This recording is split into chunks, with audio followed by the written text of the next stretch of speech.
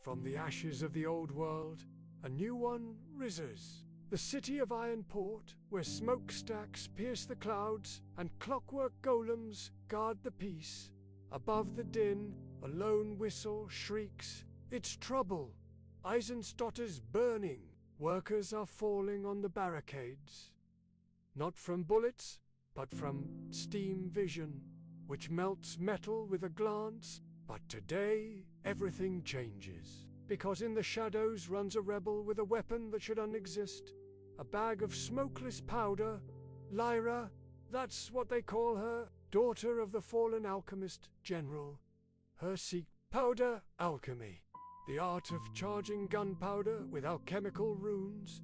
One sniff of it, and you can control bullets in flight, ignite arsenals from afar, but the price is your own blood.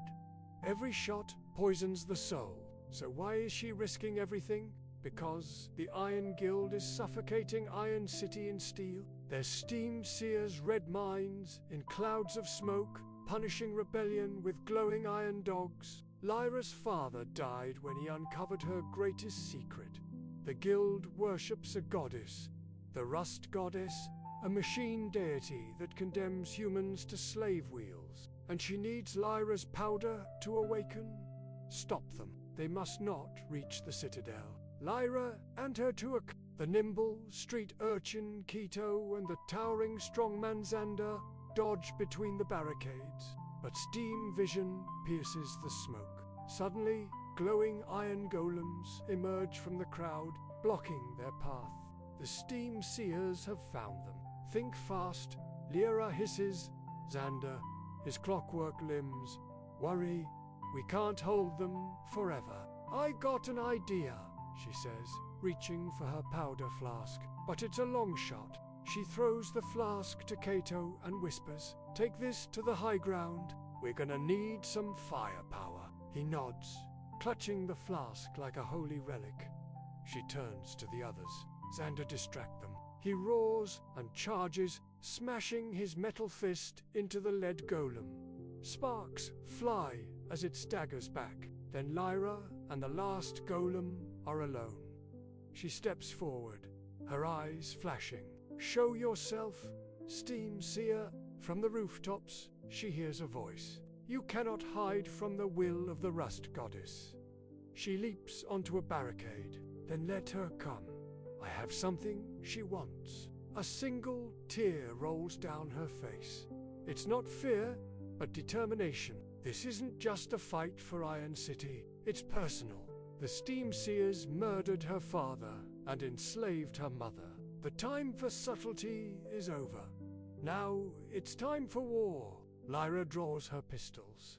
"Kira," she calls out. The girl drops to the ground, taking cover as gunshots ring out. She ducks behind a barrel as a bullet whizzes past, singed by gunpowder magic. "What do we do?"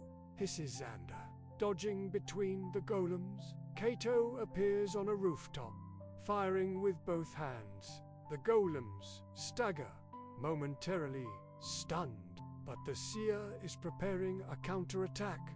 "Lyra, now," Cato shouts. She takes a deep breath, aiming for the seer. "For my mother," she whispers. She pulls the trigger. The bullet arcs through the air, not toward the seer, but at the flask in Cato's hands. Everyone stares in disbelief as the bullet explodes the flask. Smoke billows, obscuring the entire citadel. When it clears, the golems are gone. The smoke clears and the golems are gone. Only the injured seer remains. Trapped by the collapsing barricade, Lyra helps Xander down. "Good work," she says, handing him a vial of alkahestry. "Heal yourself."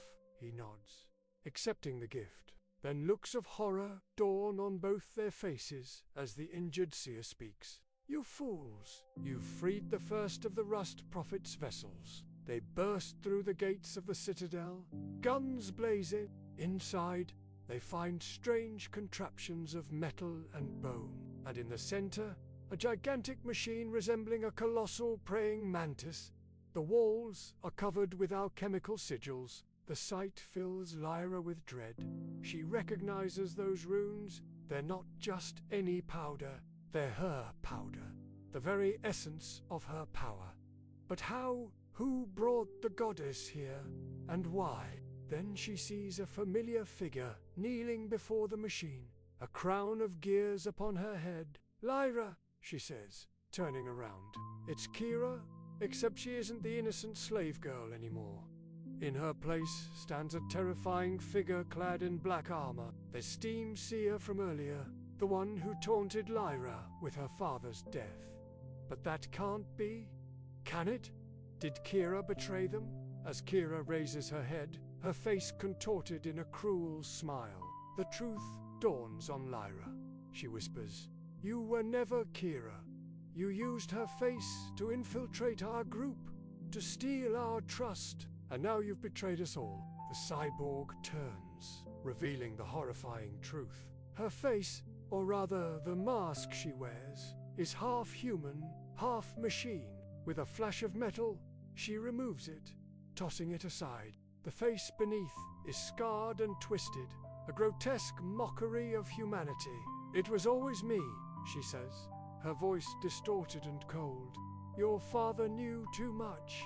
You're just the next victim." Suddenly, the ground rumbles. The giant machine stirs, awakening from its slumber. The moment has come. Will Lyra stop the rust goddess, or will the machine devour everything in its path? Stay tuned for the next chapter to find out.